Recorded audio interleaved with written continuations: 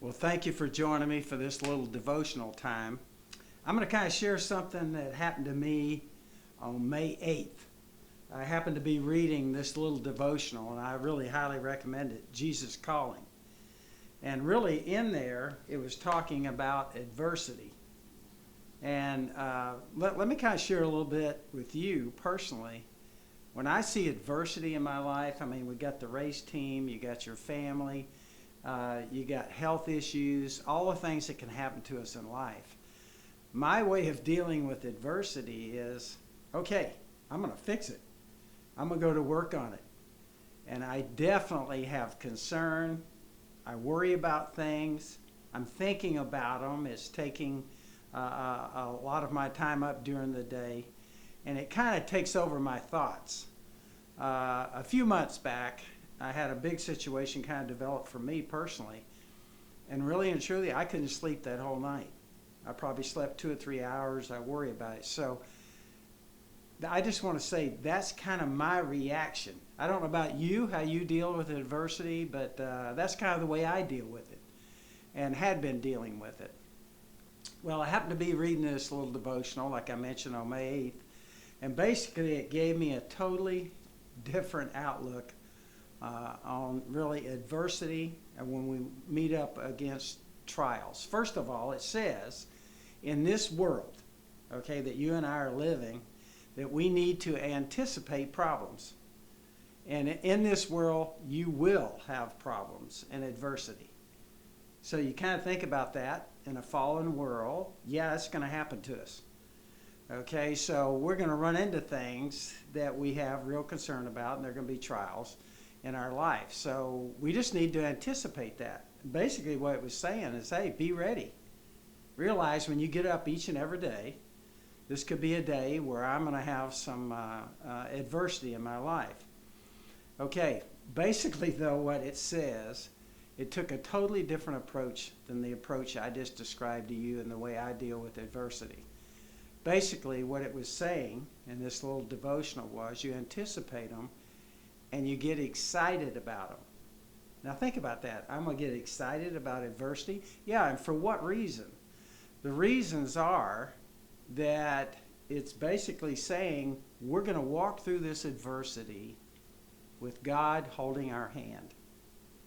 Okay, and we should be excited about it because basically, you know, if we discuss everything with God and we're excited about what's going to happen and He and I are going to take hands and walk through this adversity, then it's all the things I'm going to learn about this. And basically what it was saying is take a lighthearted approach, okay, to adversity. Now, I got to tell you, that was a totally different outlook. In other words, anticipate it. Don't say, well, hey, I'm going to try and avoid adversity. It's going to happen. Okay, but then I'm going to get excited about it. Okay, because it's all the things I'm going to learn. Okay, it's walking through things with God. I'm going to take Him with me. He's overcome the world, so I don't have to worry about that. With He and I walking through something, we can whip anything. And so that, to me, was a totally different approach and an excitement as I took a look at adversity. And then it points to a verse, and I want to read this verse to you out of the Bible. And I thought this verse really states exactly what the devotional was pointing out. And that is in John 16:33. And it says this, I have told you these things so that in me you may have perfect peace and confidence. We should have peace and confidence. In the world, you have tribulation. That's really what it's saying. We're going to have tribulation and trials and distress and frustration. But be of good cheer. It says be of good cheer. I'm going to be excited about it. Are you kidding me?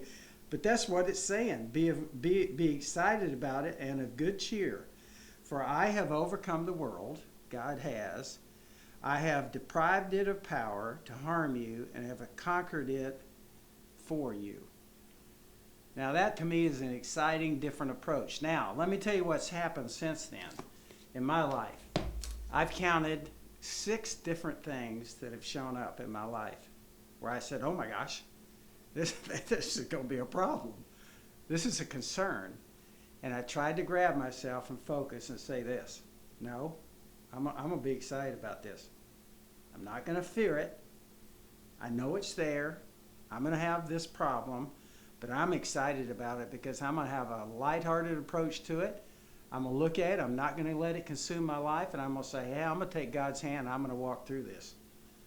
And I got to tell you, it has, in all 6 situations, I just say to you, it has helped change my life and the way I look at adversity. So hopefully that means something to you. Whatever you're facing in your life right now, let's take a lighthearted approach. God can conquer this. We're on God's team. We belong to Him. We've given our life to Him. I'm going to take His hand, and I'm going to walk through these things. And it's an excitement for us. Now I want to close by just kind of mentioning and reviewing a couple of things with you on materials. We do have the Christian Life New Testament, the New Testament Study Bible that we had done for Game Plan for Life. We'll send this out free to anyone that wants this. Just contact us at gameplanforlife.com. We also have tracts that we can send to you and give these out free. I've found it's much easier for somebody else to use a tract than for me to use a tract. I use it when somebody asks me to sign an autograph or something, but you may want some of these, so we'll send these to you free. The other things that we do have, that if you go to the website, we have the Devo, okay, on the Chalk Talks, which are available. We have the Game Plan for Life Bible, okay, that is also available. You can go to our website and get this. It has excerpts from Game Plan for Life in it. I think you may enjoy that Bible and a study Bible. And of course, we have the Game Plan for Life book. We're excited about this. We're still speaking around the country.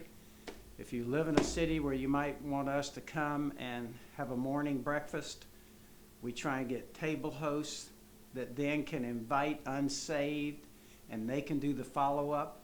So a table host can invite 9 people to come at a morning breakfast, and if they give their life to Christ or make a decision at that breakfast, then the table host can follow up. It's really putting it on a grassroots level. If you think your city might want us to come and speak, love to do that. I really appreciate you joining me this morning. GamePlanForLife.com.